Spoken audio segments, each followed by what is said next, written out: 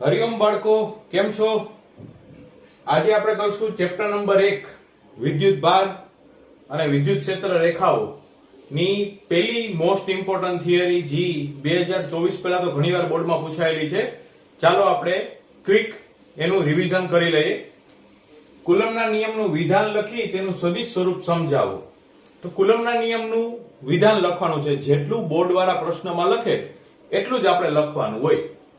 ચાલો, બે બિંદુવત વિદ્યુત ભારો વચ્ચે લાગતું વિદ્યુત બળ એ તે બે વિદ્યુત ભારોના મૂલ્યના ગુણાકારના સમપ્રમાણમાં અને તેમની વચ્ચેના અંતરના વર્ગના વ્યસ્ત પ્રમાણમાં હોય છે. ગુરુત્વાકર્ષણ જેવો જ નિયમ છે.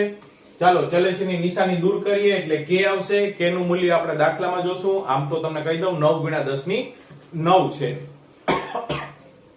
પછી તમને કીધું છે તેનું સદિશ સ્વરૂપ તારો. તો અહીં O છે એ ઉગમ બિંદુ છે. તેનાથી R1 અને R2 સ્થાન સદિશ ધરાવતા બિંદુ Q1 અને Q2 બે વીજભાર રહેલા છે. હવે બંને વિદ્યુતભાર ધન છે એટલે કેવું બળ લાગશે? અપાકર્ષણનું બળ લાગશે. અહીં Q1 પર Q2 વડે બળ લાગશે અને Q2 પર Q1 વડે બળ લાગશે, જેનું મેં વર્ણન અહીં લખેલું છે. બરાબર? G જેના પર બળ લાગે એ પહેલા આવે, જે લગાડી પછી આવે. K Q1 Q2 R12 અને એનો વર્ગ, પછી લખવાનું ડોટ અને આને R12 કેરેટ, હેટ અથવા કેપ કહી શકાય, જે દિશા બતાવે છે. ઈ જ રીતના અહીં પ્રથમ વિદ્યુતભાર પર બળ લાગે, ઈ જ રીતના બીજા વિદ્યુતભાર ઉપર બળ લાગે તો આ રીતના લખી શકાય. હવે 11 સાયન્સ ચેપ્ટર નંબર 3 સમતલમાં ગતિ, એમાં આપણે શીખી ગયા કે 2 1 બરાબર 2 - 1. જો હું અહીંયા માઈનસ ની નિશાની કોમન લઉં, સામાન્ય લઉં, તો થઈ જશે R1 - R2. તો જો 2 1 હોય તો 2 - 1 થયું, તો 1 - 2 હોય તો શું થઈ જશે? 1 2.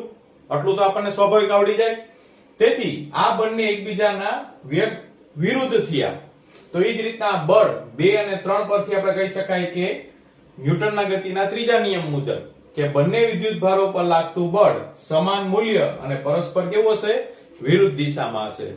થેન્ક યુ બાળકો. આ જ રીતના ક્વિક રિવિઝન માટે આ YouTube ચેનલને તમે સબસ્ક્રાઇબ કરી લેજો. Best of luck. Thank you. Hariom.